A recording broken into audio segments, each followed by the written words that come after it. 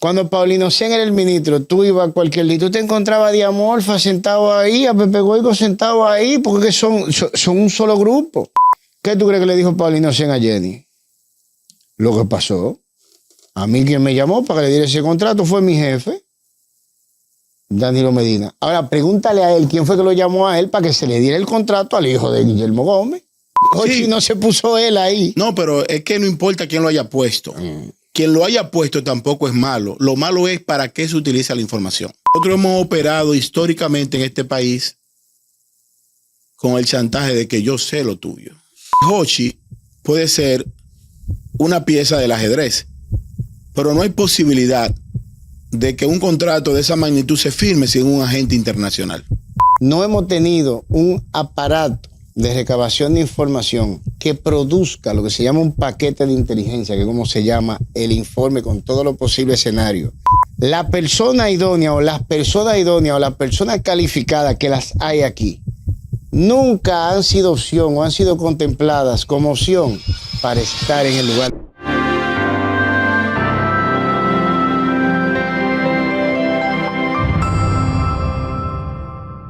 Hay dos preguntas que con este tema de la reforma constitucional y la reforma fiscal se han quedado sin respuesta. Si sacamos de circulación a Hochi Gómez, amén de que hoy yo fui a sacar mi licencia y me encontré con que la empresa de Color sigue operando, o al menos eso parece, pero si ya está fuera de circulación y si Transcorp Latam no está manejando el tema de los semáforos y lo que se desprende de la inteligencia, ¿quién está detrás de eso? Finalmente el DNI, Luis Soto, no sé, pero también en la frontera. Si ya Hochi está preso, año y medio, coerción, ¿quién está manejando el tema de la seguridad fronteriza? Hay que responder esas preguntas. ¿Quién se anima? ¿Herberto Pichardo o Janel Ferreras? El mismo grupo que siempre lo ha manejado, mijo, porque es que no importa quién esté ahí. No, el grupo no. Órdenes. Era Hochi que la tenía. No, mijo, tú estás hablando del operador de un sistema. Él no es el jefe del sistema. Él no es quien dice lo que se va a hacer con el sistema. Pero él fue quien dio la data para capturar aquí con la quema. Pero vea que pero vamos de nuevo para atrás para ver si lo entendemos. ¿Tú te crees que Hochi Gómez va a ir donde Paulino Sen, ministro de Defensa, y va a decir, yo soy Hochi Gómez, por eso tú tienes que agarrar y firmar un contrato conmigo, que soy un civil, firmar el contrato en historia, y tú tienes que entregarme todo el aparato de recabación de información del MIDE? Y Paulino Sen le va a decir, oh, pero claro, Hochi, ¿dónde te firmo? ¿En qué cuento tú crees que pasa eso? No, por Dios, eso no funciona así. ¿A quién tú crees que va a llamar Paulino Sen? ¿O quién tú crees que tiene que llamar Paulino Sen para que una cosa así pase? ¿Cuál es el jefe del ministro de Defensa? ¿Cuál es el jefe? La Constitución dice quién es su jefe. Presidente de la República. No hay otro por encima de él que no sea el presidente de la República. Entonces, Danilo es el presidente. Y todo el mundo dice, no, eso tiene que ser, eso fue otra de los malvados PLDistas, etcétera, etcétera. ¿Ahora qué sucede? Ese contrato se firmó 2 meses antes de la entrega, fue en la etapa de transición, y después de que llega Diamorfa, ese contrato duró hasta el mes pasado. 4 años y pico corriendo con Diamorfa. Entonces yo te voy a hacer una pregunta a ti. ¿Tú crees que es verdad que Hochi Gómez era que mandaba en eso? ¿Quiénes son compadre, uña y mugre? Hipólito y Danilo. Entonces eso te dice a ti cómo fue que un contrato que se firmó 2 meses antes de la transición sobrevivió a los 4 años del gobierno de Luis con Diamorfa ahí. Hay un tema por ahí. Y déjame no sé decirte. Si quiere confirmar esto. Espérate, y déjame decirte. Yo defiendo militares y policía, lo he hecho durante muchísimo tiempo. Y a mí me dijeron, Herberto, cuando Paulino Sen era el ministro, tú ibas a cualquier día, tú te encontrabas a Diamorfa sentado ahí, a Pepe Goico sentado ahí, porque son un solo grupo. Y cuando pusieron a Diamorfa, entonces era al revés. Tú te encontrabas a Paulino Sen sentado ahí. Así de simple. Entonces, por eso, ese contrato de Aurix dura 4 años corriendo. ¿Y cómo tú explicas que, oye, ¿de qué estamos hablando? Primer contrato en su especie. No estamos hablando de que había 10 antes de él, que cambiaron, que no. Primer contrato en su especie en la cual se le da a un particular a través de una compañía ese aparato de recabación de información que es público puro, eso no existía antes de ese contrato. Y que ese contrato en particular sobreviviera la administración completa de Luis Abinader, la primera. Ahora, no, así no. Hay un componente, Ochi no se mete político. en una cabina de teléfono y se pone una capa de Superman. Hay un componente por fuera, manito, no así, no. Económico, pero también hay un componente político.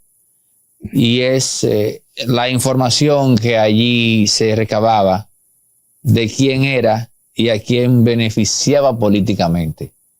Si yo llevo la lógica, si llevo la lógica que has planteado a un punto más, si se quiere, más hacia allá, uno pudiera concluir entonces de que se estaba perjudicando con esa información al entorno de Luis Abinader por parte del entorno de Hipólito Mejía. Sí, claro que sí. Pero oye, ¿cuál fue el primer escándalo que hubo con Diamorfa en el MIDE? ¿A quién fue Pepe Goico y le montó una vigilancia con 2 miembros de la DO? ¿Tú te acuerdas de a quién fue? Familia a Jenny. A Jenny Berenice. Eso fue a la franca. Y no fuimos ni tú ni yo que lo dijimos. Fuchilora, públicamente. Se le está dando seguimiento a la directora general de persecución de la Procuraduría General de la República. Y dijo, si mal no recuerdo, Pepe Goico fue y sacó 2 efectivos de la DO y le están dando seguimiento. Y fue tan así que Pepe, por el otro lado, dijo, no, eso era protegiéndola. Nosotros no estábamos dando, era protegiéndola que estábamos, ¿sabes? Pepe lo admitió también. Después de eso sale una investigación de la Procuraduría que dice la misma Jenny. No, yo no puedo investigar porque yo soy la víctima en este lío. Va a investigar Camacho, Wilson. Él es que se va a encargar de la investigación. ¿Cuál fue la conclusión de esa investigación? ¿Tú conoces que haya llegado a algún sitio? Porque yo no conozco ninguna conclusión. Y todo el mundo admitió su participación en el hecho. Públicamente. Entonces tú te preguntas por qué a Paulino Sen lo llaman a la Procuraduría, lo interrogan. Él dice, no. Cuando dijeron que iban a interrogar a Paulino Sen, él fue al otro día a las 8:30. A las 8:30 estaba ahí. Y Jenny es que le dice, no, espérate, estamos ocupados aquí, ven otro día. Le dijeron para la semana entrante, si mal no recuerdo. ¿Me está diciendo a mí que Jenny Berenice le cogió miedo a Paulino Sen? No a Paulino Sen. ¿Qué tú crees que le dijo Paulino Sen a Jenny? Lo que pasó. A mí quien me llamó para que le diera ese contrato fue mi jefe, Danilo Medina. Ahora pregúntale a él quién fue que lo llamó a él para que se le diera el contrato al hijo de Guillermo Gómez. Y hasta ahí llegó. Y tú no vas a ver ni a Paulino Sen preso. Tú no vas a ver a Diamorfa preso, que duró 4 años pagando ese contrato, 4, no 2 meses. O sea 4 años. Paulino Sen se aparece allá. Hipólito tampoco. Paulino Sen se aparece allá por un tema de un rumor que cayó cuando realmente la propia Jenny no estaba interesada en que él fuera. No. Alguien firma el contrato con Jochi Paulino Sen. Obviamente la firma del contrato está por el que era en ese entonces ministro de Defensa, Paulino Sen. Yo creo que Paulino no llegó a pagar ese contrato, porque Paulino lo firma 2 meses antes del 16 de agosto del 2020. En lo que se tramita nada más ese contrato, de dónde van a salir los fondos, etcétera, etcétera. Se tira eso y más. Ahora, quien yo sí te puedo decir que lo pagó duro fue Diamorfa, en el gobierno de Luis Abinader. Y tú no me vas a decir a mí que Luis Abinader no conocía ese contrato tampoco. Único en su especie. Eso no existe. Ok. Antes de pasar a Janel Ferreras, ¿qué obliga entonces a tirar para adelante o a hacer que explote algo en lo que ya el propio Luis Abinader, según tú planteas, le había dado el consentimiento? Control del aparato. Control Control. Le hacen ver al presidente que ya él tenía que controlar eso. No es que le hacen ver, fíjate, tú tienes cosas que están sucediendo alrededor. Hipólito Mejía representaba una cuota en el PRM. Ahora que pasa, en la reelección ellos se dan cuenta que ya eso no existe. Ya los compañeritos que van a votar es porque son parte de la logística. Y dicho sea de paso, son inferiores a los mismos que están inscritos en el partido. Pero ya ese control de ese grupo de la base que alegaba Hipólito tener no existe. Entonces, si eso era la excusa para entregarle una cuota de poder y ya el que va es porque nosotros lo ponemos a que vaya, ¿por qué necesitamos nosotros cederle una cuota de poder a Hipólito y su grupo? ¿Por qué? ¿Por qué hay que dejarlo con la Fuerza Armada? ¿Por qué hay que dejar que esta gente controle en ese aparato?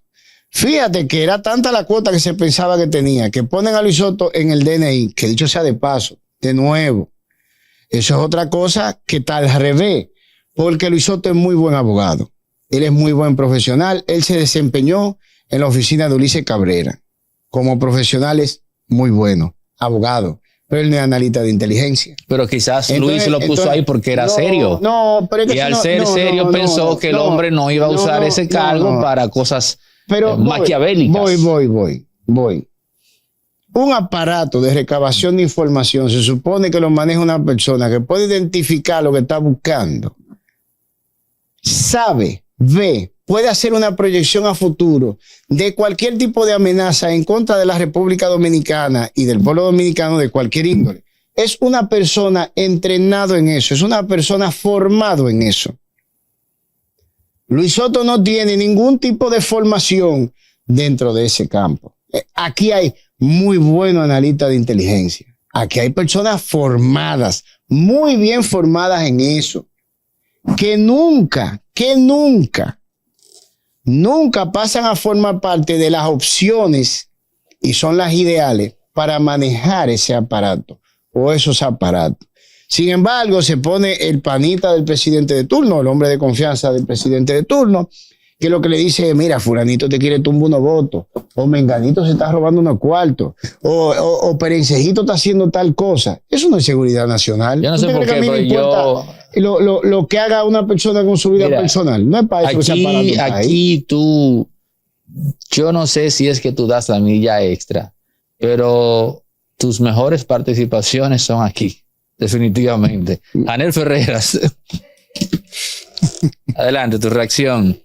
Mira, yo pienso que no se puede satanizar de que un civil tenga un contrato de inteligencia militar. Totalmente de acuerdo contigo, Ana. No se puede satanizar porque un civil calificado, preparado en el área, analista de inteligencia. Adelante. Discúlpame. Yo creo que no se puede satanizar porque desde hace muchos años no hay posibilidad de que ningún sistema de defensa opere sin la participación civil. Por ejemplo, DARPA. Si tú estableces Estados Unidos, que es una potencia mundial, un estadounidense que no es militar, de los más de 8,000 satélites que están en el aire, él maneja 6,000. Él maneja 6,000, él solo. O sea, él maneja el 75% del mercado satelital del mundo. Ahora, ¿cuál es el detalle? ¿Para qué se utiliza la información recabada dentro de un sistema de información?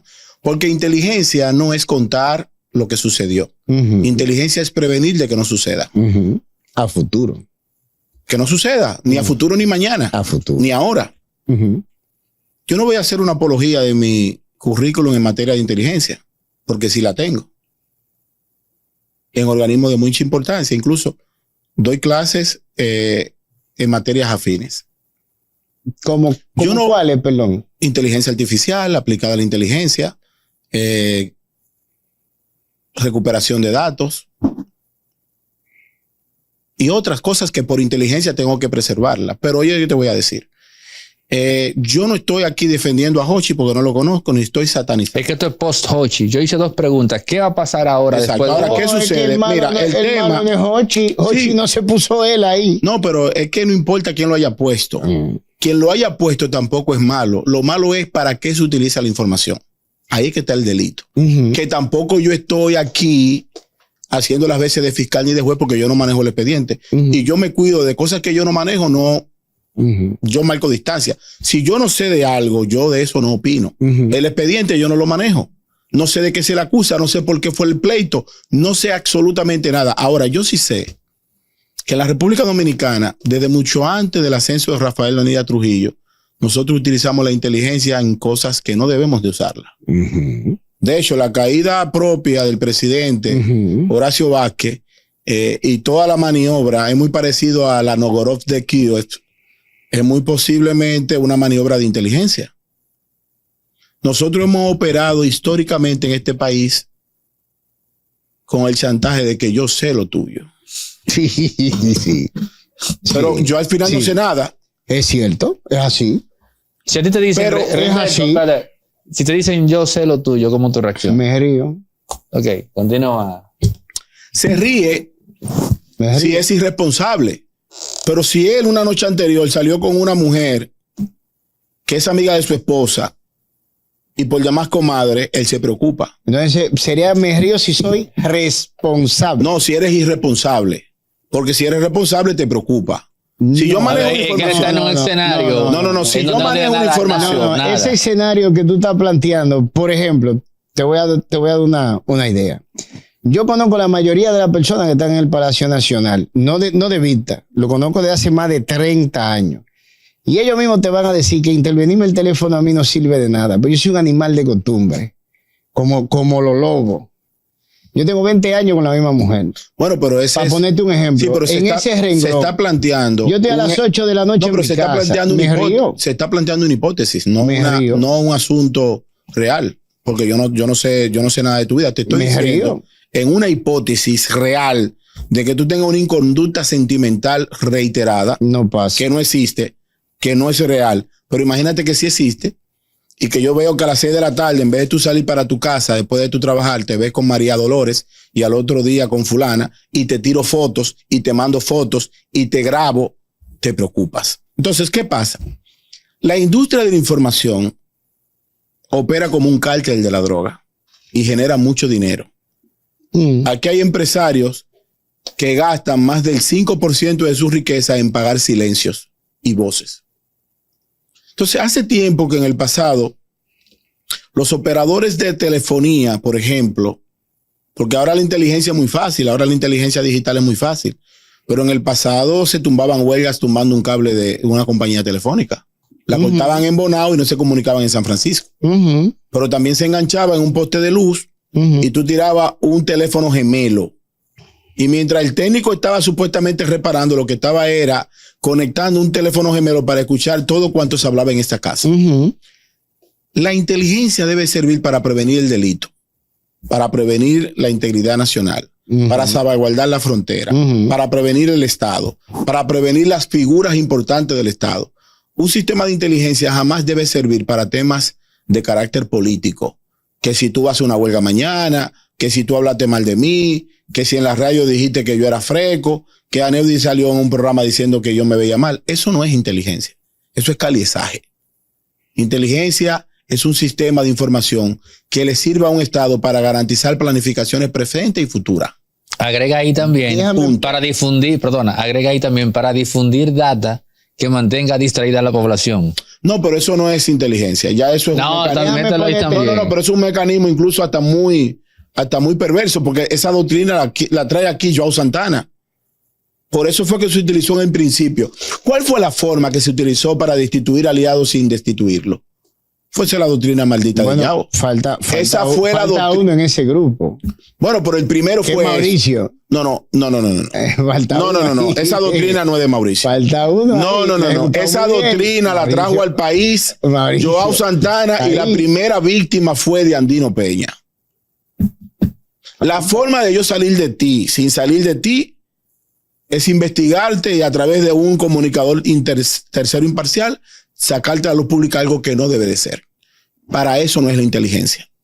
Entonces, al final, yo que marco distancia de estos temas de inteligencia y contrainteligencia, a mí me preocupa mucho porque Hochi puede ser una pieza del ajedrez, pero no hay posibilidad de que un contrato de esa magnitud se firme sin un agente internacional, no local. Porque lo que se está bregando aquí es de información ciudadana. Vamos a ponerte un escenario.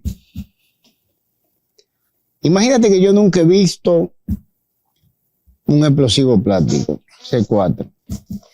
Nunca lo vi.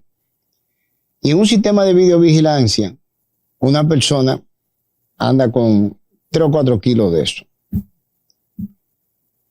Yo lo puedo ver a él bailando en el video, poniéndoselo, haciéndose muñequito de masilla, como hace mi hija. Pues yo no sé lo que es eso. Por ende, aún yo lo esté viendo, yo no tengo idea del potencial peligro que esa persona, o tú no tienes idea, a la inversa, tenga ese explosivo, porque tú no lo reconoces. Entonces, de ahí, si tú no te has entrenado para saber lo que estás buscando o ver un movimiento, mira, yo oí el programa que ustedes estaban grabando y yo estoy de acuerdo con mucha de tu, yo no le llamaría opiniones, con muchos de tus análisis, porque fueron más concretos. Una opinión no se fundamenta y tú la fundamental de geopolítica. Por eso, por ejemplo, me doy cuenta de que cuando se mueve el escenario geopolítico, tú eres capaz de identificar el movimiento. Pues exactamente lo mismo pasa con un aparato de recabación de información. Y cuando tú mencionas a Elon Musk, tenemos que tener en cuenta de que las compañías en ciertos países que manejan sumas colosales de dinero, que manejan tecnología de punta, obviamente no para aplicaciones militares, han sido las que siempre han desarrollado tecnología que luego el ejército toma para sí, o son las que se contratan para desarrollar esa tecnología. Por ende, cuando tú hablas de los Musk y los satélites, etcétera, etcétera, pues dentro de un ambiente así, con controles tan estrictos, sí es posible, no tiene problema. Ahora bien, lo primero es que nosotros, y así como tú dices, cierto, no hemos tenido un aparato de recabación de información que produzca lo que se llama un paquete de inteligencia, que es como se llama el informe con todos los posibles escenarios de lo que se está viendo ahora, de la información que se recaba, principalmente porque el aparato, que es como un alicate, ha sido manejado por personas que están entrenados para hacer lo inverso. Eso que tú dices, ¿verdad? Para buscar con qué voy a embromar a mi adversario, político, empresario o lo que fuere. Pero a nivel de armarte a ti, de identificar una situación peligrosa en realidad para la República Dominicana, la persona idónea o las personas idóneas o las personas calificadas que las hay aquí, nunca han sido opción o han sido contempladas como opción para estar en el lugar donde tienen que estar. Por un solo detalle. No hay posibilidad de tú ocupar una posición sin la confianza previa del incumbente. Porque es lo mismo que yo ponga a un director de seguridad que no lo conozca. Yo no puedo poner en manos de nadie la seguridad privada mía. Entonces, hay un elemento que dé confianza, donde la persona tiene que gozar del estricto cariño, recomendación y confianza de las personas que coloque. Amén a lo que tú dices, porque yo sí conozco de que el aparato de inteligencia de la República Dominicana tiene personas con un altísimo nivel. Sí. Por ejemplo, una de mis profesoras, que es una oficial, que voy a omitir su nombre, tiene que ser una de las mujeres más inteligentes del país, responsable de identificar aquella amenaza donde Leonel Fernández iba a morir en Haití. Ella fue la que hizo la matriz de la opinión y pudieron evacuar a tiempo a Leonel Fernández. Hoy es una oficial de las Fuerzas Armadas de la República Dominicana, oficial superior. Ahora, ¿qué sucede? Déjame hacer un paréntesis. Tú hablas de seguridad personal y eso es entendible. Pero aquí estamos hablando de seguridad estatal. Sí, pero ahí voy al caso. Ahí voy a cumplir el caso. Pero tiene que ver con un escalón total. No. Dame un segundo. Entonces ahora, tú estás mencionando una persona, fíjate bien, cuyo desempeño en el área ha sido probado en beneficio de la República Dominicana. Fue capaz de identificar una amenaza contra el en ese entonces presidente de la República y se tomaron las precauciones del lugar dentro del esquema que se dio. Entonces ya tú me estás hablando a mí de una persona que a nivel estatal debe de gozar de confianza porque su desempeño ha rendido frutos en beneficio de la República Dominicana. Y porque Dominicana. su trayectoria lo amerita. Ahora, ¿qué sucede? Para que tú no vayas a caer en el bound, que yo sé que no es tu caso. Aquí hay un grupo de personas que se opone al actual director de inteligencia porque quiere su cargo.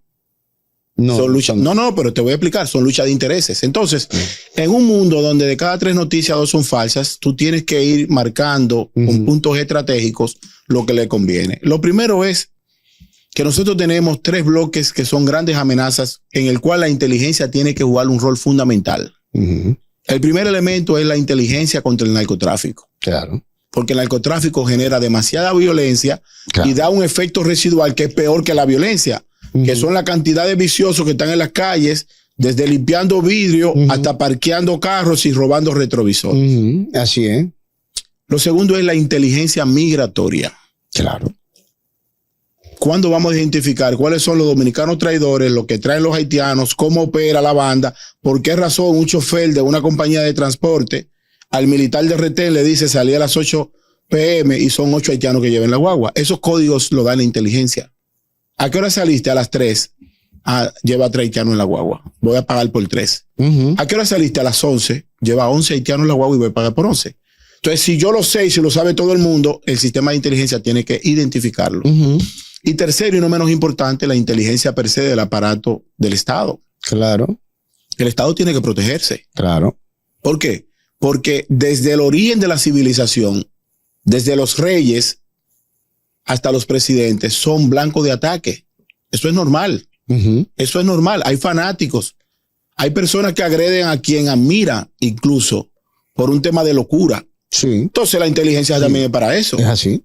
Pero al final, yo creo que yo, Janel Ferreira, no satanizo la inclusión de un civil en aparato de inteligencia.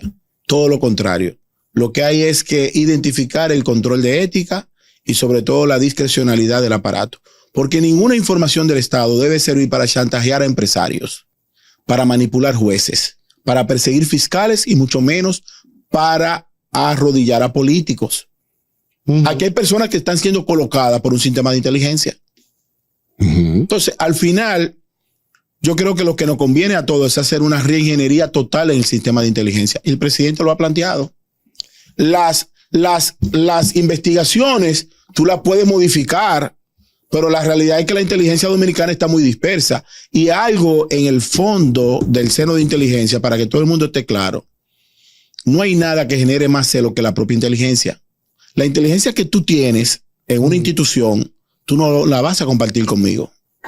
Tú no la vas a compartir conmigo ni que la ley te lo diga. Pero eso funciona no solo en República Dominicana, sino también en Estados Unidos. Pregúntale si el FBI, la NSA, pregúntale si el FBI intercambia informaciones con la DEA, permanente con la DEA. Es más, en casos en la República Dominicana, agentes del FBI y de la DEA se enfrentan por inteligencia. Fíjate en esto. Si era Remberto. Fíjate en esto. Cuando tú recabas información, el 80% de la información es open source. Significa que está en fuente abierta, que te dan el marco dentro de un lugar específico de lo que está sucediendo. Tú tienes un 20% que es el que se extrae, si se quiere, ya con métodos no convencionales. Ya eso es la cámara, el micrófono, etcétera, etcétera. Lo que la gente vulgarmente llama espionaje. Tú tienes un grueso de información. Tú puedes estar viendo muchas cosas a la vez. Y cada cual, de acuerdo a su entrenamiento, va a ver muchas cosas. Yo te voy a poner un ejemplo. Si va a ser un anuncio en el Play, suben un dron, lo están viendo en la pantalla, el Play, el sobrevuelo del dron, y coincidencialmente está pasando el encargado de mantenimiento del Play. Y de reojo, ve que desde arriba hay una puerta que se ve hacia un lado, recortada. Dice, dale para atrás eso. Tú te puedes acercar ahí. La puerta estaba floja. Ellos fueron y enderezaron la puerta y la arreglaron antes de que le cayera arriba a alguien. Ese tipo no está pasando por ahí y no ve eso. Quizá hubiéramos tenido un accidente lamentable que no era necesario. ¿Por qué él pudo identificar lo que se estaba viendo y los otros que tenían rato viendo el filme del dron no lo pudieron? Por una preparación de inteligencia. Porque está entrenado para ese tipo de situaciones.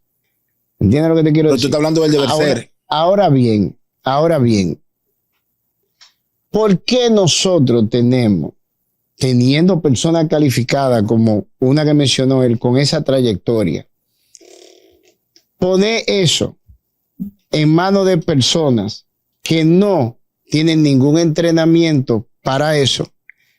El diseño de esa estructura en manos de personas que no tienen ningún entrenamiento para eso, cuando aquí hay personas sumamente calificadas que te pueden hacer un aparato de inteligencia. Y oye esto, los aparatos de inteligencia no es un estándar a nivel mundial. Se hacen a la medida de acuerdo a las necesidades de cada país. Situación geográfica, situación económica, situación geopolítica, etcétera, etcétera. Ahí es que sabe dónde tiene que poner mayor atención, dónde tiene que poner menos atención, etcétera, etcétera. Pero tiene la respuesta. En lugar de eso, se hace todo lo contrario. ¿Y tú quieres que te diga? Para que tú te rías. Increíblemente, la justificación para pasar la ley del DNI en el grueso fue precisamente los ciberataques. Y no hay entidades que reciban más ciberataques en la República Dominicana a nivel de manejo de dinero que los bancos. Sin embargo, la Asociación Nacional de Bancos fue de las primeras organizaciones que empezó a mandar al Congreso y al Poder Ejecutivo, y yo vi los recibidos, sugerencias sobre esa ley. Sin embargo, a ellos, en la elaboración de esa ley, en las comisiones, sus sugerencias y su llamado a participar no fue escuchado. Bueno. Y se trancan y diseñan una ley sin la persona, para ponerte ese solo renglón, que más experiencia tiene en el manejo del tipo de violación que se supone esa ley base el grueso de su estructura. Entonces, después tú dices que por qué se produce una ley que no cuadra con una realidad práctica. Por eso siempre estamos al revés. Entonces, las personas, yo considero que cada cual es bueno en su área.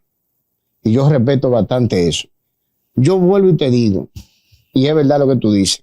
Luis Soto, yo no soy la persona que está diciendo que Luis Soto no debe tener el DNI por algún tipo de recelo. Y el primero que te lo va a decir es el mismo Luis Soto. Luis Soto es muy buen abogado, es excelente profesional en su área. Y no te lo digo yo, tú puedes ir donde Ulises Cabrera, que es una de las mejores oficinas de abogados, y me perdonan, en mi opinión personal, de la República Dominicana. Es una de las mejores, son abogados élite. Y ellos te van a decir lo mismo. Mira, como profesional del derecho, yo no tengo, es muy bueno. Yo no tengo una vara para medir las funciones administrativas de Luis Soto al frente de la Dirección Nacional de Investigación.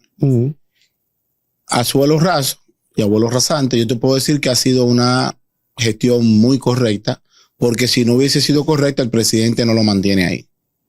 Si no da la talla, el presidente no lo mantiene ahí, porque el que rige el sistema de inteligencia nacional en primera etapa, el primer cliente de la Dirección Nacional de Inteligencia es el presidente de la República. Ahora te voy a dar un dato. ¿Y con aquí había que regular esta situación. Sí. Más del 95% Sí. de los comunicadores Sí. en los últimos 30 años que fueron tendencia, se fueron en tendencia porque tenían un sistema de inteligencia privilegiada. Los llamados, yo tengo el dato, Así que también servía para chantajear a funcionarios y empresarios. Lo daba la inteligencia fuera de la inteligencia. Así es. Y eso había que regularlo. Eso es cierto. Yo lo que quisiera, que en algún momento de mi vida, Dios me permita dirigir el país. Que el cojo andará derecho y el ciego se despertará. Que hay mucho desorden a todos los niveles.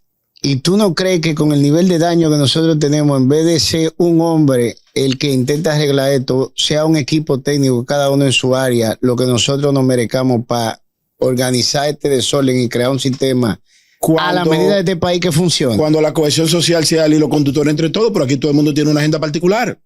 Aquí todo el mundo quiere opinar del tránsito, todo el mundo quiere opinar de la medicina, todo el mundo quiere opinar de la zoología. Aquí todo el mundo tiene una agenda. Y esa agenda particular es lo que tiene el país jodido. Cuando aquí nosotros nos vayamos en una dirección, yo estoy de acuerdo con todo cuanto tú has dicho respecto a la inteligencia.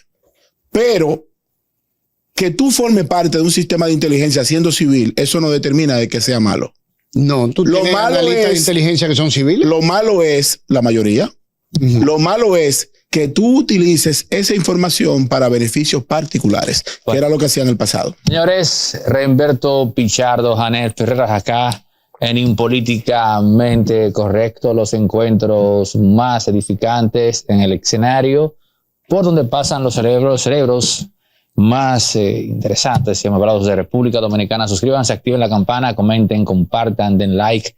En pie, hasta el próximo. Uno de los temas de los que se habló mucho esta semana fue la postura casi radical, acérrima de la ministra de Interior, Farideh Raful, en torno al ruido de los colmadones y aunque hay gente que la criticó mucho y la vendió como una dictadora, también hay gente, en especial en las juntas de vecinos, que la apoyaron, como es el caso de Rosmary Bonifacio y de Alemán Aristide, y están ambos acá en el set de Impolíticamente Correcto, en apoyo a Farideh Raful, pero también compartir su experiencia de cómo es este tema de estar lidiando con el ruido a horas en donde se supone que el ser humano tiene que estar descansando. Bueno, pues así, muchísimas gracias, Anaudi, por invitarnos a tu prestigioso programa. De verdad que estamos muy honrados. Estamos aquí en representación de 82 juntas de vecinos en Vecinos contra el Ruido. Ahí nos hemos conglomerado y le estamos dando un rotundo apoyo 100% a la ministra de Interior y Policía, Farideh Raful. Entendemos que está haciendo muy buen trabajo, está haciendo que las leyes se cumplan. Las leyes siempre han existido. Esto no es nuevo, nos satisface de que ella esté haciendo que las cosas sucedan. Ok. Alemán Aristide, adelante. Bueno, pues antes que nada darte las gracias por darnos un espacio aquí, y realmente el país necesita esto que está pasando al día de hoy. República Dominicana yo creo que se ha acostumbrado tanto a la contaminación sónica que no se da cuenta la falta que hace y el daño que nos hace como sociedad. Por lo cual, desde Vecinos contra el Ruido le damos el total apoyo a la ministra de Interior y Policía, Farideh Raful. Bueno, debo entender que las discotecas que pueden operar hasta horas más allá y pueden pues emitir música a un nivel mucho más alto, han de estar insonorizadas. Es correcto. Correctamente. Pero yo te voy a poner un caso que yo no sé cómo ustedes si lo conocen, pero específicamente en la Churchill con Sarasota, ahí en esa esquina hay un circuito de establecimientos de ocio que tú pasas por ahí y tú escuchas la música alta, y de hecho hay videos de vecinos de la torre que está al frente porque ese sonido llega hasta allá. No sé de qué va el hecho de que esa zona sí pueda operar con un volumen. Cierto es que ahí no hay un barrio al lado, pero al frente hay torres. Mira, lamentablemente nosotros los dominicanos no sabemos defender cuáles son nuestros derechos ni dónde recurrir. Nosotros hemos notado que tenemos esa debilidad. Todo el mundo está supuesto a ser regido por igual. Usted no puede tener una terraza y llamar abierta en un último piso de un edificio y llamarla discoteca, porque mientras más alto estamos, se escucha mucho más el ruido. Lamentablemente no estamos de acuerdo en que eso suceda. Sí, tienen que ser regularizados, tienen que ser insonorizados. Para eso, los permisos que les otorgan conlleva todo esto. Necesitan llevar un régimen. O sea que están quizás operando ilegalmente. Hay una diferencia entre un colmado y un colmadón. O sea, colmadón ha de ser el lugar específicamente que después de las 8 de la noche te pone música. Un colmador lo inventamos nosotros. Colmado es colmado, y sea chiquito, sea grande. Nosotros lo que nos oponemos es a que los colmados incidan negativamente en nuestro diario vivir. están desde las 6, 7 de la mañana con unos motores, porque no es solamente la música, Neodis. Correcto. Esto conlleva muchos temas. Los colmados son lamentablemente uno de los estamentos que más inciden negativamente en nuestro diario vivir. Esos muchachos en esos motores, si se le puede llamar eso, motor, tienen, les rompen los mufflers a propósito, y lo sabemos porque no es de ahora. Nuestra lucha no tiene 2 días desde que Faride empezó en el Ministerio de Interior y Policía. Oh, no, señor. Vecinos contra el Ruido tiene bregando tanto con los colmados, tanto con estas discotecas que están abiertas, que inciden con estos edificios colindantes. También estamos con los bares, con los restaurantes. Antes de la pandemia teníamos un horario y por la pandemia tuvieron que extenderlo incluso porque teníamos que estar afuera, ¿no? Les obligaban a abrir para no contagiarnos, pero nadie los obligó a cerrar. Y esa es la gran cantidad de negocios que tenemos ahora incidiendo negativamente en nuestros sectores. Y no debería de ser así. Un colmado no se debe prestar para usted sentarse a beber cerveza allí. Y no soy un hater. No es hating. Es que todo tiene que tener su lugar. Y un colmado no es para ahí. Se lo venden hasta los menores de edad, las cervezas como nada.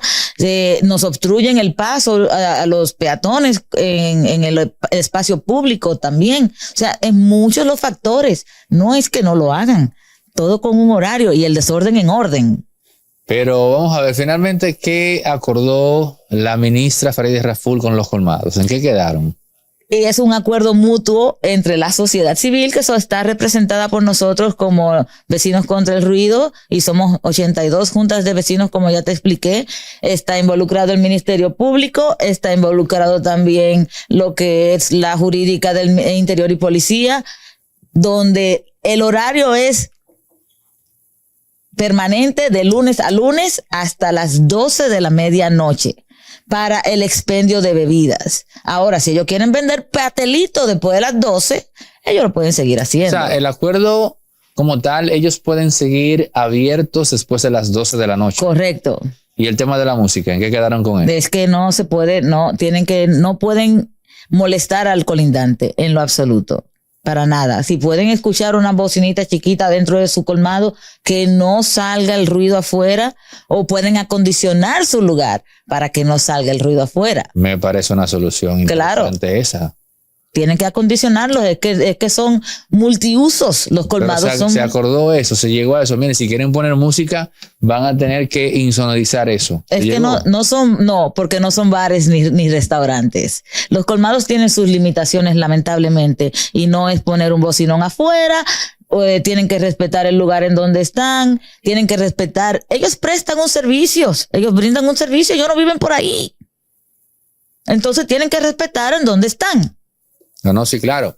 Pero escuchándote también con esto de la insonorización y todo, me parece que puede ser interesante que se plantee que si tú quieres mantener eso, pues tienes que invertir en ese tipo de estructuras que te permita eso sin que moleste. Pero yo me hago una pregunta. ¿Realmente le suma económicamente a un colmado tener una música alta? ¿Alguien se ha preocupado por responder esa pregunta? La educación en este país, y como no te lo... Yo no creo que la pregunta sería esa, Neodis, porque si vamos a tomar decisiones en base al beneficio económico que tenga un establecimiento comercial, entonces estamos mal. Pero es que yo me imagino que ellos lo hacen porque entienden que le deja más dinero. Bueno, lo que pasa es que, respondiendo a tu pregunta anterior, cuando tú vendes cerveza, también vendes otras cosas en un colmado. No solamente la bebida alcohólica. Se venden ya ciertos comestibles, se vuelven en un deli, en un comedor, el multiuso, como digo yo. Entonces, como te comentaba Rosemary hace un momento, un establecimiento nace con un fin comercial específico. Si tú tienes un colmado, se supone que tú vendes comestibles y vendes hasta alcohol y tabaco. pero luego de ahí evolucionan a comedores que no están preparados para eso, y eso te crea contaminación de otro tipo. Evolucionan a un colmadón, que es lo que conocemos, que ponen música, ponen sillas, las cuales ocupan el espacio público. Entonces, si tú te vas dando cuenta, se va desvirtuando. Tú mencionabas hace un momento la Sarasota con Churchill. Yo estoy casi seguro que esos sitios salieron como liquor store. Y un liquor store es un lugar para tú ir, comprar bebida, llevártela a tu casa. Se inventaron las famosas terrazas, las cuales se salieron, llegó un momento que se salieron de control y toda esa población, todo ese público que asiste a esos sitios, se sintieron tan apoyados y tan en el derecho que llegó un momento que llegaron a cerrar la Sarasota y parte de la Churchill. Entonces, ese tipo de comportamientos están porque las reglas no se están cumpliendo. Lo que hizo Farideh Raful fue simplemente aplicar las leyes. Aplicar las leyes. Esas leyes siempre han estado ahí. Ella no ha hecho nada nuevo. ¿Por qué surge todo este proceso? Si recuerdas, todo esto empieza por un camión que ya se determinó que no fue que quiso atropellar a esas personas, pero él salió de una curva, se encontró con una multitud de gente y un camión no frena de un momento para otro. Se llevó una cantidad de personas que atropelló, unos murieron y otros quedaron gravemente heridos. Entonces, todo eso lo crea el desorden en el que vivimos al día de hoy. Como sociedad, claro que sí. Mira, esto no es nuevo, como te dije, tenemos ya 3 para 4 años. Empezamos cuando estaba el fenecido Jorge Mera en medio ambiente. Empezamos por ahí, no encontrábamos a dónde recurrir, empezamos a investigar, nos hicimos aliados de la Procuraduría de Medio Ambiente también. Allí nosotros hemos dado charlas, hemos ido a Cristo Rey, a Capotillo, a todos los sitios que tú no te imaginas. Ahí he estado yo con la Procuraduría de Medio Ambiente educando a la sociedad, porque debería de haber un cambio, pero el cambio debe de empezar primero con la educación. Primero hay que dejarte saber cuáles son tus recursos, cuáles son tus derechos, cuáles son tus deberes. Y como dice el refrán, ese refrán de Benito Juárez, el derecho el respeto al derecho ajeno en la paz. Correcto. Es simple, no es algo que no estamos inventando. Como dije, no somos haters, no somos personas que no nos queremos divertir. Todos nos hemos divertido, pero lo hacemos en el lugar correcto. Bueno, ahí está. Gracias. Ya en la parte final, ¿alguna exhortación? ¿Tienen alguna actividad? ¿Algún llamado a la gente para que se unan a ustedes? Por supuesto. Muchas personas no saben a dónde recurrir para este tipo de problemas. Nosotros estamos trabajando de la mano con toda la policía. Z45, C6, C5, C8. Eso en el lenguaje policial son los sectores a los cuales pertenecemos. Estamos trabajando para que haya una unidad, un vínculo entre la sociedad civil y entre la policía, que exista esta confianza para resolver ese tipo de problemas. Claro, siempre manteniendo el anonimato de la persona a cual denuncia. Estamos trabajando incluso en la reforma policial, dando no yo en sí, pero mi primo dando su punto de vista como ex militar y también el asistente del jefe de la policía de Baltimore, que fue el que hizo la reforma policial completa de los Estados Unidos. O sea, nosotros entendemos cuáles son los problemas, en dónde inciden negativamente, qué se puede hacer, cómo podemos hacer las cosas mejor. Y lo mejor del mundo es que somos una raza, que muy feliz y muy alegre, pero también tenemos que empezar a respetar que todo se puede hacer con límites. Bueno, gracias a Rosemary Bonifacio y a Alemán Aristide por su participación acá en Impolíticamente Correcto y en el otro canal de Anody Santos, y ustedes también por llegar a la parte final de esta conversación. Suscríbanse, activen la campana, comenten, compartan, den like en pie. Hasta el próximo.